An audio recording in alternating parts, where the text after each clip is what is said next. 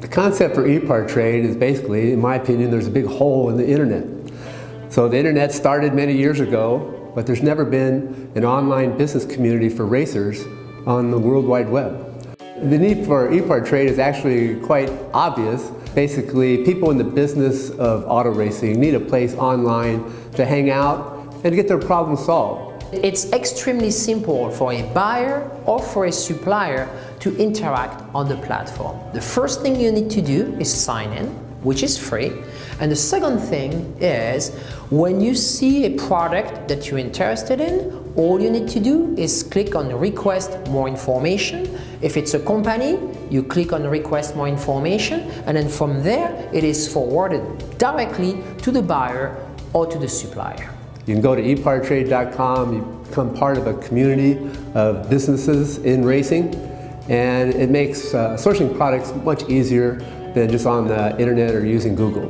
At Epartrade, there is no e-commerce. It's literally a connection just like at a trade show. So now, any time of the year, a buyer could reach out to a supplier through an email. More than that, it's a place to go just to keep current every day. So it's a good place to start your workday in your racing business or in your offices of your professional race team. And you know you're current when it comes to new technology, industry news, technical papers, technical videos, all of that and more. We're not looking for a million hits per day. All we want is people who are really the volume buyers of racing products in the racing industry to be part of the little world of Epartrade. We have racing businesses participating from around the world. So you get suppliers from around the world, you get buyers from around the world. Epartrade really eliminates having to travel, closing down your shop. Now you have a place to showcase globally your racing product and technology. Good morning and welcome to Race Industry Now, the technical and business webinar series from Epartrade, your global online platform for the performance and racing industry. I am Francisque Savignan, the founder and CEO of Epartrade. This morning with me are Judy Kin, the co-founder of Epartrade, and our wonderful host, Mr. Jeff Hammond. Today, it is episode 205. We are going to bring on board with us a gentleman who has been with us before, Jess Hewitt, who has a tremendous expertise in fuel and racing fuel and racing lubricant distribution. So this is going to be the topic today of episode 205. Good morning, Judy. How are we doing? Good morning, everyone. So it's really hard to believe that we have produced and hosted over 200 technical webinars, and our library is all on the platform. But yesterday, we just confirmed our whole schedule and through the month of June, and now we're looking at working on the final half of the year. So that's exciting too. There's a nice little demand for these webinars. And Jeff, we're thankful to have you joining us this year, and Brad Gilly as well. So thank you for that. Well, I guess the best thing to say is Happy New Year to everybody, all of our loyal attendees and everybody who's made Epartrade what it is, and will continue to help promote it and make it better in the future. And I'm excited about being a part of it. Race season is definitely underway. It doesn't matter whether it's your local short track, it's the 24 hours of Daytona, or this upcoming weekend, the Daytona 500. The whole country, the whole world is abuzz because I think so many race fans, man, they're starving right now. They want racing. They want racing at all levels. And I'm excited today because the fact that we've got this great company coming on that is a intricate part of worldwide racing. So I'm excited to be back and excited to be a part of today's event. Just a little history about Hyperfuels. They have been in the distribution business. They are the exclusive distributor now for racing fuel for ELF and Total Lubricant. I've had the privilege of working with Jess and his organization when he was with Gulf Racing Fuels, and has been in business for decades. So he has a real expertise. And here is Mr. Jess. Are you there? Can you hear us? Can you hear me now? Yes, we can. So, Jeff Hammond, you're in charge. You guys are on for the next 45 minutes. Okay, let me get my webinar going back because I've got to pick up from my computer. All right, thanks, Jeff. It's a pleasure to be here with you today. Sorry about the technical glitches today. I'm Oh, coming from my Thank home office, and we have a fiber connection at the office just being put in today, so I didn't want to lose connection. So I'm broadcasting from home. great. I mean, like I say, it's good to see you again. We spoke, last year, and I'm excited to find out what's been going on since the last time we had a chance to talk about your company and what's going on down there in the great state of Texas, and not to mention worldwide. So, my friend, I'll let you take it away, and you can dazzle us now that you got your computer and everything working like you want it to. It looks like.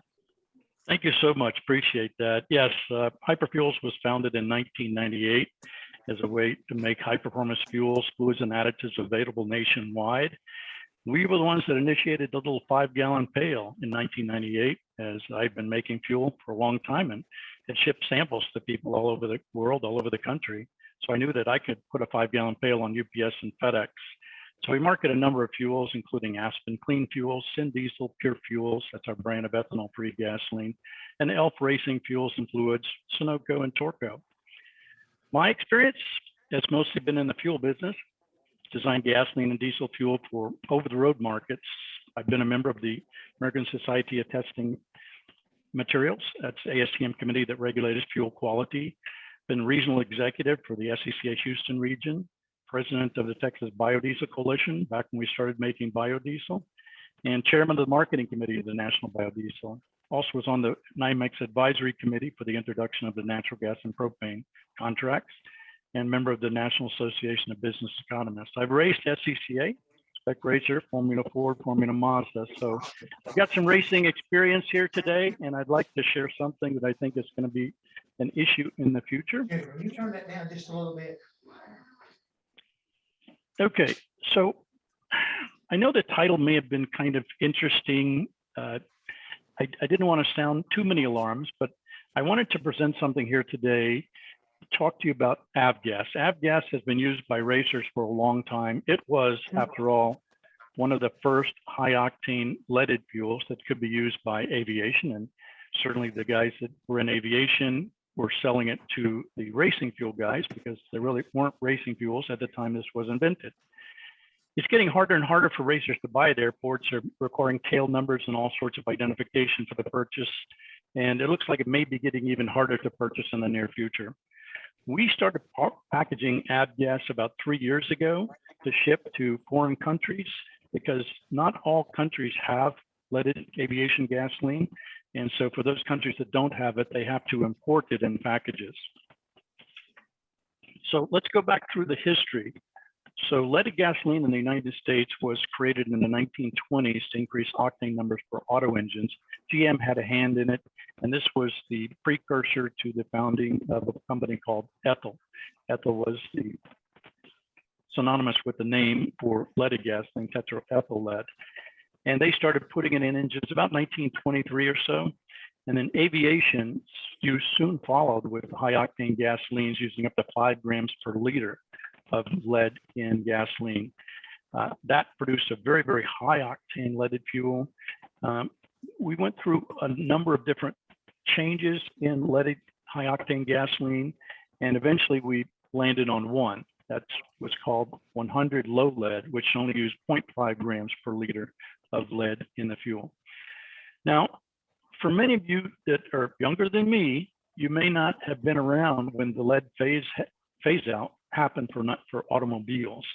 The lead phase out was created by an act that Congress passed in 1970 called the Clean Air Act, and it started us on the process of phasing out lead content in gasolines.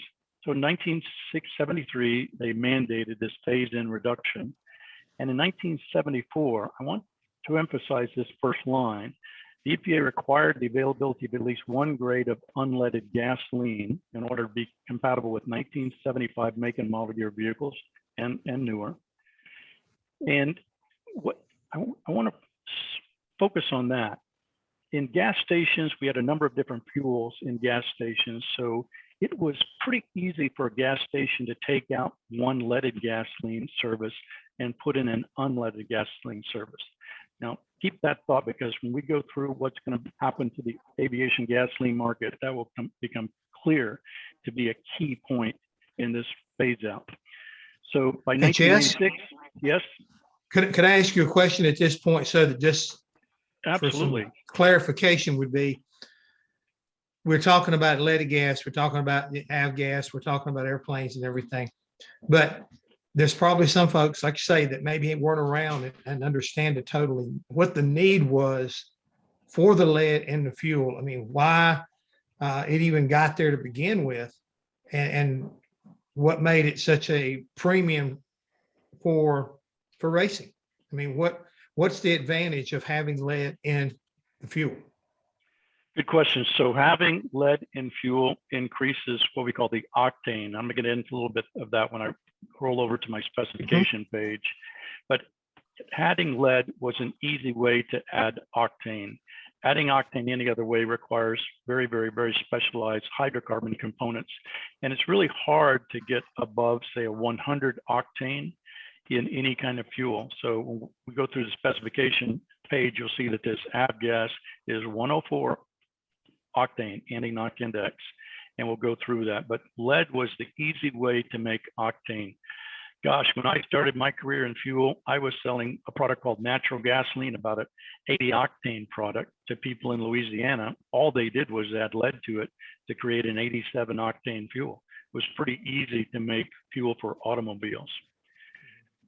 So essentially by 1996, EPA had banned the use of leaded fuel for on-road vehicles, and they restricted the whatever lead was in the gasoline to 0.06 until they figured they got it out of the whole transportation system of the petroleum business. So now I want to turn to what the phase out will look like for avgas, because EPA has been trying to get the lead out of avgas for a long time, and they've met a lot of resistance from airplane owners and the Federal Aviation Administration. So even though they started this process back in 1996, it really only got going about 2007, when an outside group petitioned the EPA asking them to regulate leaded aviation gasoline. They've gone back and forth. You can see 2008, the Aircraft Owners and Pilots Association filed a formal rebuttal to comments about EPA regulating this fuel, because they said, hey, we don't have another fuel to replace this fuel, so you can't take it away until you prove to us that you've got an unleaded fuel that will work for us. So the EPA came out in 2010, submitted rulemaking, asked many companies to show that they could make this gas, and they've been going back and forth. During this time, 2013, the makers of aviation gas and others did submit unleaded gases for people to look at that would work in an aviation gas engine. And then because of these problems between EPA and FAA, they could not agree on a rollout. Now, here's the big news, and you may not have heard about this if you're not involved in the aviation industry. January 12th of this year, the EPA announced that it will take the necessary steps to regulate lead pollution from aircraft. Those steps starting with proposing an endangerment finding. If you Google endangerment finding, you'll see that that's not a very good thing for what they're about to call endangerment. Now that's on leaded aviation gasoline, and they expect by the end of this year, they will start finalizing the phase out of leaded gasoline in aviation. That's going to come about between now and the year 2023. So if I could give an opinion here, Hyperfuels believe that if an unleaded gasoline alternative is approved, then leaded gas will begin phase out in the aviation market. What do you think about that, Jeff? To me, it sounds scary knowing how important, fuel is in the performance of an airplane. All forms. Exactly. So, I mean, that's I always talk about safety issues. This is one right here that, this kind of experimentation, as great as everything is, until you put it actually, I believe, in the fleet. I'm talking about all the airplanes that need this type of fuel, and find out the pros and the cons, which normally is, the pro is, okay, it flies. The con is it crashes. So I think that that's a risky test. I don't want to. Matter of fact, we handle the shell racing fuels, and quite honestly, the shell racing fuels were high octane unleaded racing fuels. And this was their method of testing out their aviation gas alternative, rather to have it on the ground on 4 wheels rather than up in the air with, with the ability that something happened, it would come crashing down. So good for them. All right, so here's what I want to start with here. The big difference of the autogas phase out of lead and the phase out of leaded fuel and aviation gas is auto gas stations have multiple tanks and dispensers versus aviation gas stations have only 1 tank to dispense gasoline. There is really no ability to phase in unleaded gas while phasing out the leaded gasoline. That's a predicament. So here's our opinion again. Hyperfuels believes that the phase out of leaded gas will be, and I'm going to add a little bit, much more abrupt than the phase out in auto gas. So based on the announcement by EPA and the alternative unleaded aviation gasolines that are ready to replace avgas, we believe that most avgas holding tanks at airports will be replaced with what they call UL 100, which is a 100 motor octane, or UL 94, which is a 94 and above motor octane. That's quite a bit lower than what aviation gas is, which is 100 motor octane number.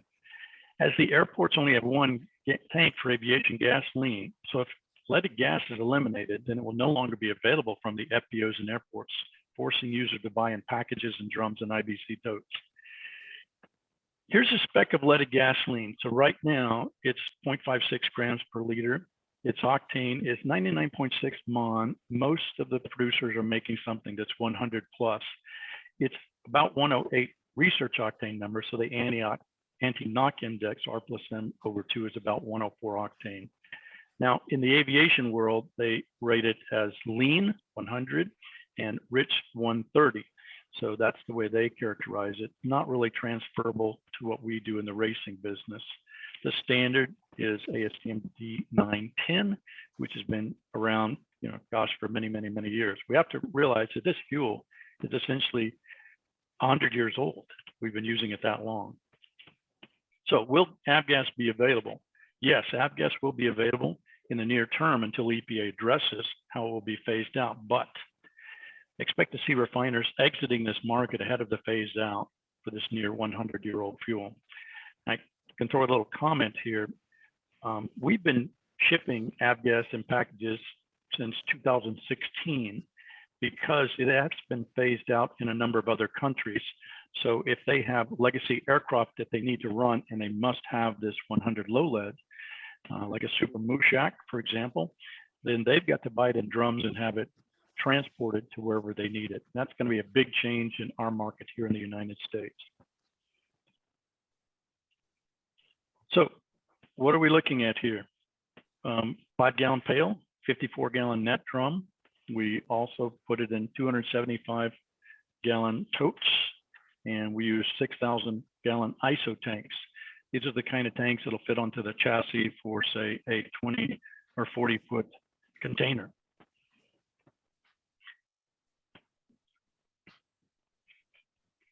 So we have our expertise in shipping. In 1998, we made a smart shipping high-performance fuels by UPS and FedEx using a 5-gallon pail and an overpack box. Now we have many, many, many more options that are available to us. So what are the ways we can ship? LTL, which is less than truckload for the least cost package shipping. That's usually 1 to 4 drums on a pallet. We can ship bulk 3,000 gallons in a truck or an ISO container. 40-foot container, we can pack up to 136 drums in a 40-foot shipping container and ship anywhere by ocean freight. Truckload, depending on the weight regulations, we can pack about 120 more drums in a long haul trailer. So we can really ship just about any way possible.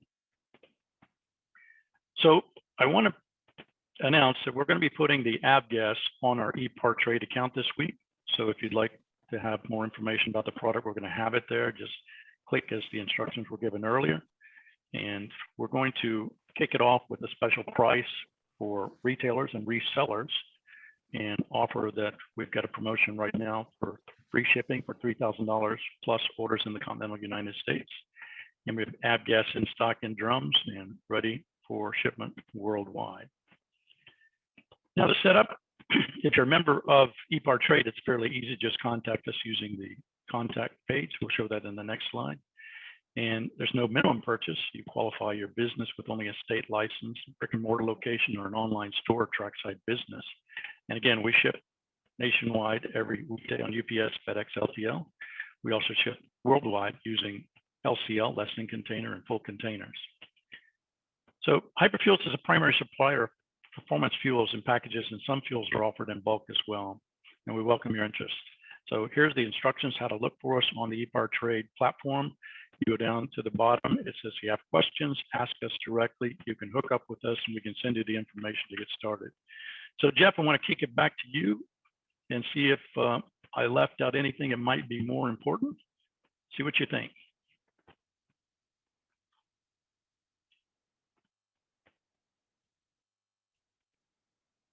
Yep, I lost you. Are you muted? I thought I was. Okay, I'm sorry about that. Yeah, I was trying to make sure I didn't have any background noise. All my noise was coming out and not doing any good.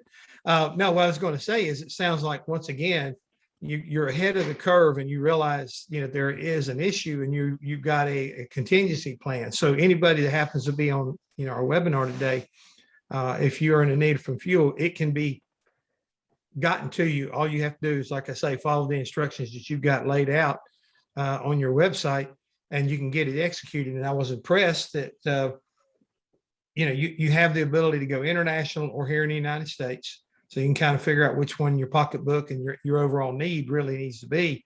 I did understand now you guys have gone as far as going to Africa and getting it trucked in there because of, again, the lack of anything in that country pertaining to avgas they don't have.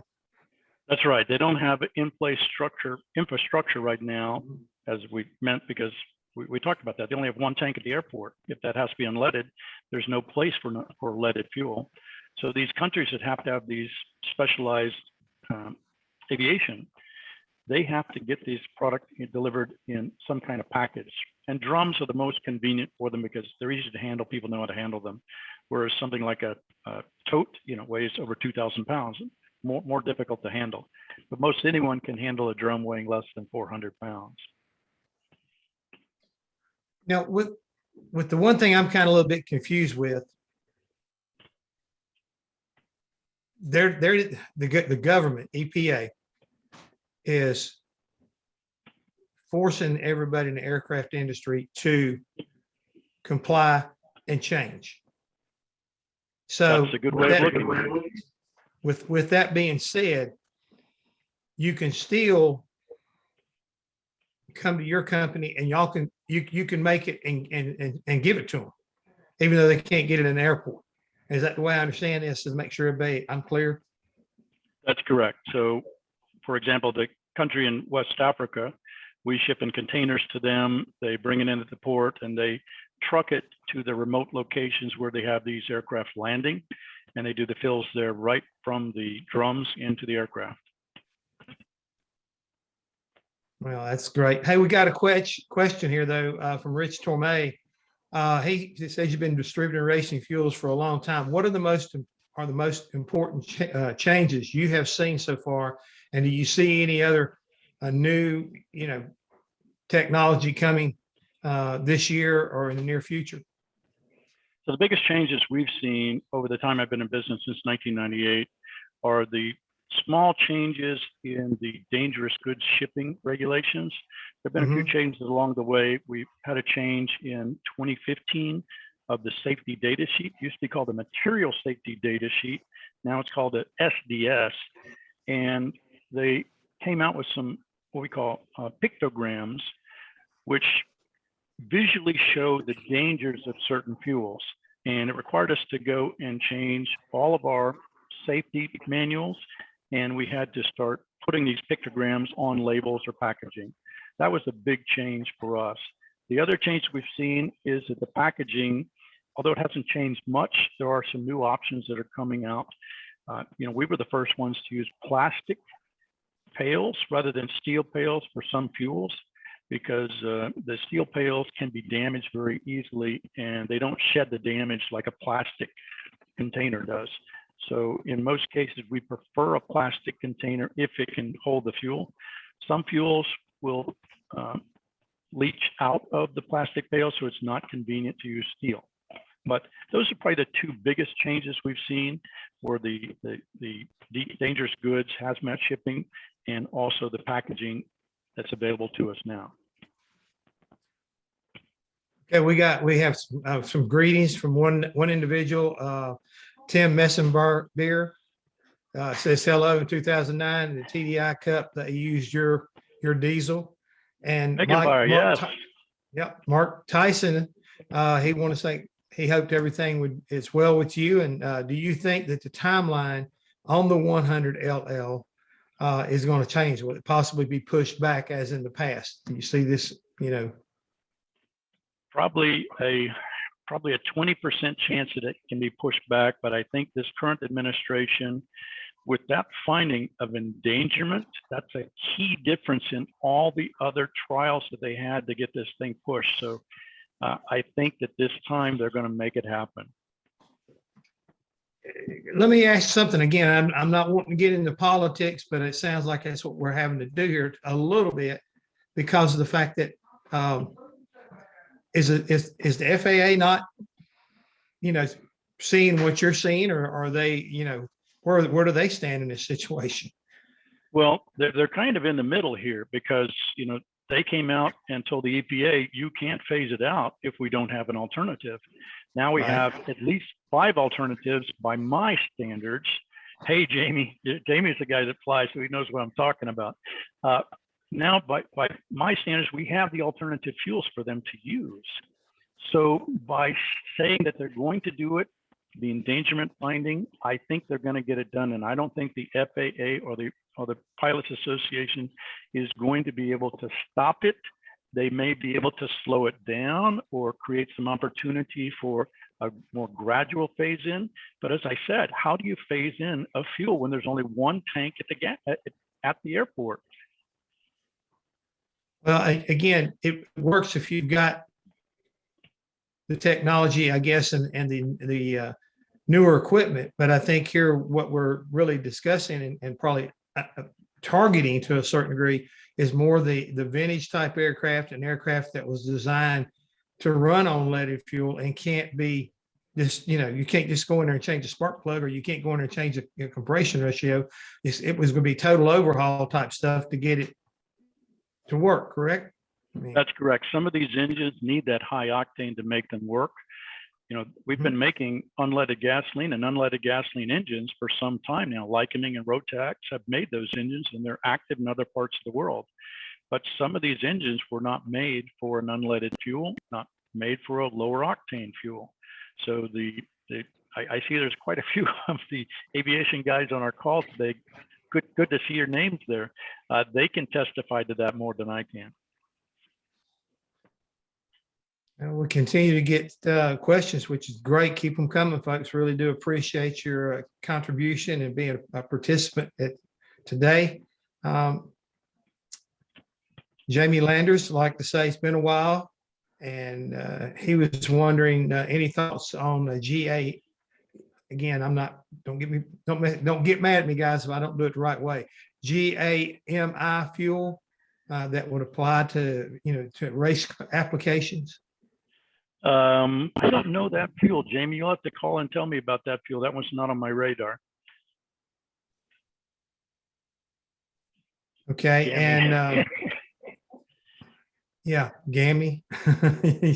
That's what I say. I'm not 100% sure if I'm right about what I'm saying, but Jay Masta would like to know, Le Mans is introducing this year a 100% renewable racing fuel. What does that mean? And is it going to be the new trend? It is a trend to go more renewable, maybe not 100% renewable, but essentially we have a renewable fuel now. It's ethanol. It's doused with a little bit of natural gasoline, so it's not consumable, if you know what I mean. But we've had that for a long time. As a matter of fact, in the 1920s, when GM was studying octane, that was the product that they wanted to use to increase octane, but they were worried that they couldn't control ethanol manufacturing, and it wouldn't be a good source of supply, and it would have to have a treat rate that's pretty high compared to just 5 grams per liter. So yeah, we are going to see renewable fuels in racing. We're working with Total and Elf right now, and they're coming up with some of those same fuels. I've had some success with renewable fuels in the past. We have a renewable isooctane that we can come up with alcohols. We also have a renewable isobutanol, which is a very high octane of about 107, which can be used in racing fuel. So I'm not seeing a 100% renewable racing fuel now that can be mass distributed, but we are going to see some partial renewable fuels like we do with some jet fuels. And we should see a more renewable product in racing this year and years in the future. You know, with that being said, I know that a lot of people are trying to, you know, take what's available and make it better. I mean, the average, you know, guy driving around the road, you know, got a high performance car and he wants to get a little more pop out of it. Is there such a thing that as adding octane boost, adding lead to what is basically at the pump and changing it enough to be worthwhile to do? Or is that just kind of like hocus pocus? That's a great question. We should pin that down for the next tech review. Yes, there are some octane additives. We can no longer just treat with lead. That's not allowed. It's a poison. It's absorbed through the skin, so that's not allowed. But we have been doing a lot of research on octane enhancers. Most of them, quite honestly, don't do that much, but there are a couple out there that do pretty well and can really add what we call octane numbers rather than points, which is like a tenth of an octane number, but add real octane numbers. Would something like propylene oxide fall in that category? So that's more like a fuel additive, but it's not very readily available and it's more dangerous. So what we try to do is find things that are not that dangerous. Like we've been using isobutanol, which is an alcohol like ethanol, but it's not what we call hygroscopic. It doesn't absorb moisture. It rejects moisture and water. So that's about 107 octane and will definitely add, but again, you've got to dose that in pretty high volume, 10% or more, to be able to get even an increase of 1 octane number. So for every 12% of isobutanol, we get 1 octane number increase in the fuel. So it takes a lot to really increase those octane numbers a substantial amount, say 2 or more. The only reason I bring that up, just a funny story. I know that at one time in a certain racing series, a lot of people were doctoring fuel to try to get a little bit more out of it. And I know some of the sanctioning bodies got pretty concerned about it. And at the same time, they knew what they were looking for pretty quick. As they like to say, they don't pass the bobber test. Right.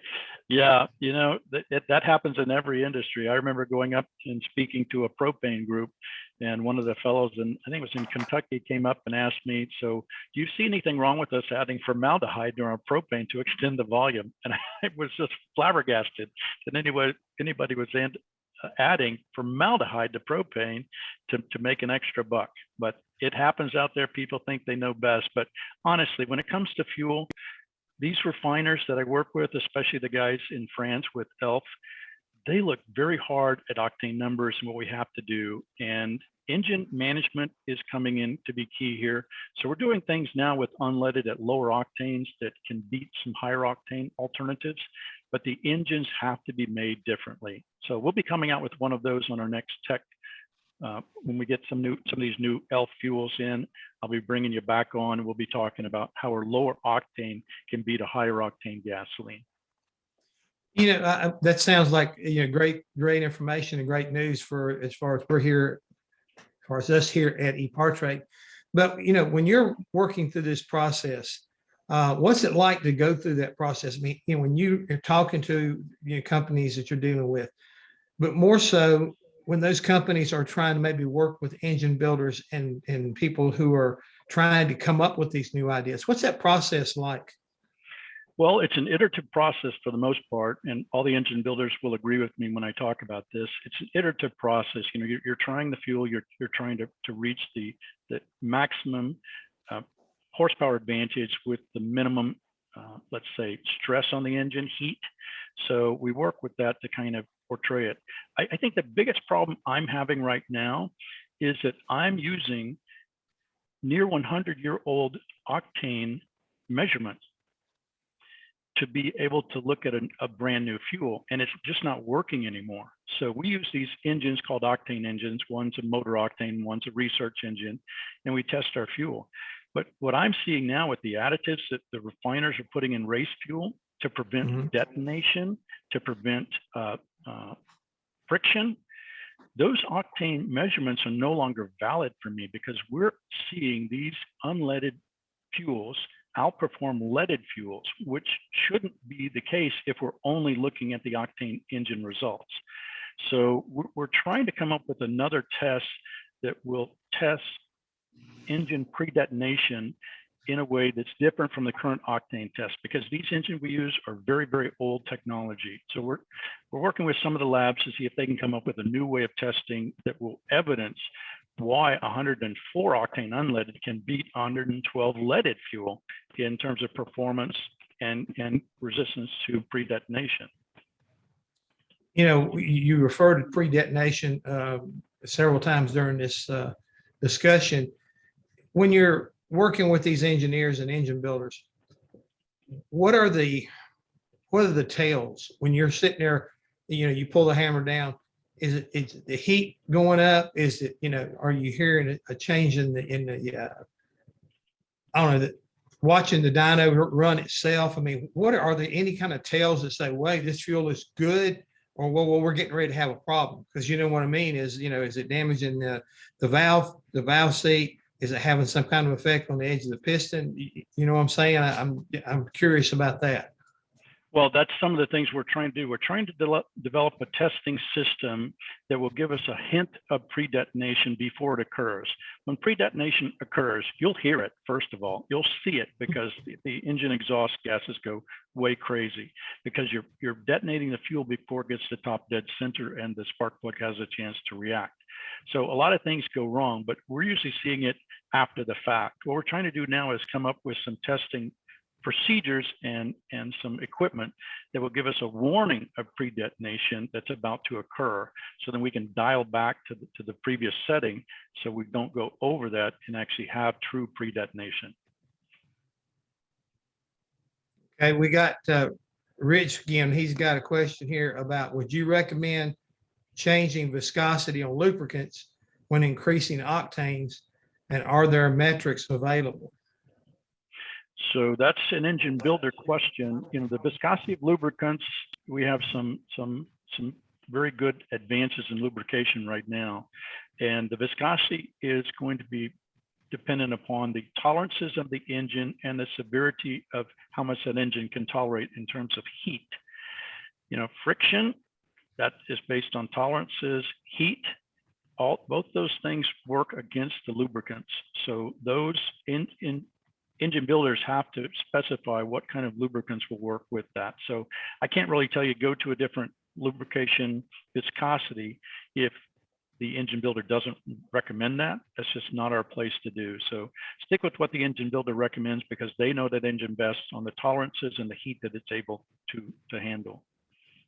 I think that's a good recommendation, because Tim had a question along the same lines, because you know, if you lose lead, you're losing a little bit of lubricant also. So I think that's a great recommendation. Let the guy that's putting this thing together, and has got his reputation on the line, help guide you on a situation like that. Well, that's a very good point, and that's what I'm talking about. These new additives. New additives, for example, Shell's additive to replace lead in aviation gasoline. They used a nitrogen type compound, and it actually performed better than lead at reducing friction. So there's a case where lead is not the best alternative. There's some other things that are better. However, they're very expensive. Lead is cheap to make, and it's cheap to put into the industry. Again, we're using a system that was developed 80 years ago to put lead into gasoline. It's a closed loop system, so nobody can touch that lead going into gasoline. It's just not very efficient. All right, we got Mark here. He would like to know, and I think this is a really good question. The term renewable, sustainable, or synthetic are thrown around, all day long by people who fully don't understand the terms. We need to educate the motorsports industry on what is available and yet sustainable for the motorsports market. We want to work towards sustainability, but not harm the growth of motorsports. Very, very, very true. So when we talk about sustainability, from my viewpoint, my opinion only, it's not sustainable to use a source of food as a fuel. I want to say it again. It's not sustainable to use a source of food as a feedstock for a fuel. For example, we can make fuels out of agricultural crops like castor beans or jatropha beans. It's not a food source. It's relatively available. You can get more than one harvest a year, yet we're not doing that. That would be sustainable. Instead, we're using corn, soybeans to make a renewable fuel from a food source. And to me, that is a renewable fuel, but it's not sustainable. When we talk about synthetic, synthetic means we're not using a renewable feedstock. So for example, syn diesel, one of the products that we carry, is a gas to liquid diesel. This blew me away when I first started back in 1996. It was a diesel fuel that came to me as an off-spec product. It was clear, it had a viscosity. Guys, get this, diesel, regular viscosity is 4.0 centistokes. This was 1.9 centistokes. The problem with diesel is we can't flow it fast enough in the engine to get it to burn fast enough. This stuff was half the viscosity of diesel fuel. And most diesel has a cetane of 42 number. This was 63 number. And the cetane is a measurement of the rapidity of the combustion process. How fast is that going to be lit up in the cylinder? It performed fabulously, and we've set many, many, many world records with the syn diesel product out there. So renewable, sustainable, synthetic. Now, to me, it seems like it's a moving target that can be so confusing in so many different ways. Because again, what you just described, it doesn't. My simple mind says that doesn't compute, but the numbers don't lie. Right. Exactly. Am I hearing that right? That's right. So we have to rely on numbers. And Jeff, I guess what I can say is we may not have the equipment to test properly what we're seeing in the real world right now from all of our old measurement systems, which are 40 years or older. Well, I'm scared to say that sooner or later it's going to catch up, because the way you put it, it's taken a long time to even somebody probably to pay attention to the fact that it is, and I use the term very loosely, it is antiquated and it's time to be revisited and redone and updated to the point to where it can catch up with what modern technology is basically forcing us all to do. That's right. That's right. Very true. Well, Jess, as always, it's a pleasure to talk to you. I'm glad you're doing well. And I say your company is ahead of the curve, and I look forward to speaking to you the next time, because I know if we get back on anytime soon, there's some kind of break has happened in your world of fuel that is affecting everybody around the world. So I look forward to getting an update. Well, thanks very much, Jeff. We do appreciate that. And we really appreciate Epartrade having these kinds of opportunities for suppliers to talk directly to end users and resellers out there, because I'm only one guy. I have a message. You make that message easy for me to get to other people. And I really love you guys for that. We've been with you since the beginning, and we'll be there for a long time. Thank you, Jess. Thank you so much. And you have so much expertise, and we love to have you on. And so thank you very much.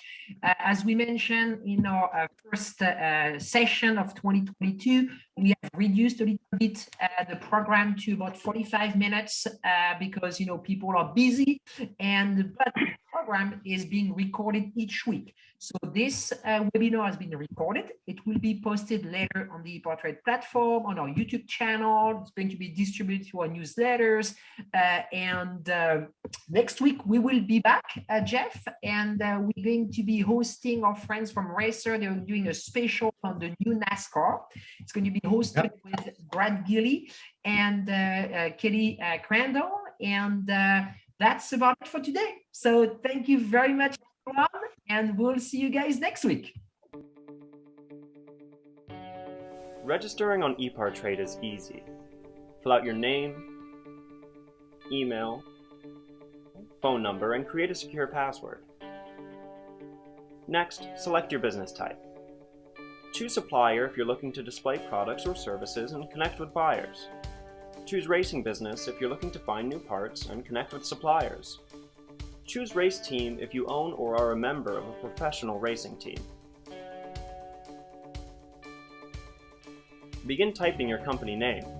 We most likely already have your company in our database, which you can select from the drop-down. Then, enter your job title. Choose Claim Company if you'll be editing your company profile. Other members of your company can choose Join Company if they'd like to use Epartrade as well. You can view and agree to our terms of use here. If you'd like to receive our weekly newsletter, choose Accept. Click Register Now, and your registration will be submitted for approval. You'll need to confirm your email once it goes through. To keep our platform industry only, you'll be approved shortly after. If we require additional proof of business, we'll reach out. Welcome to Epartrade.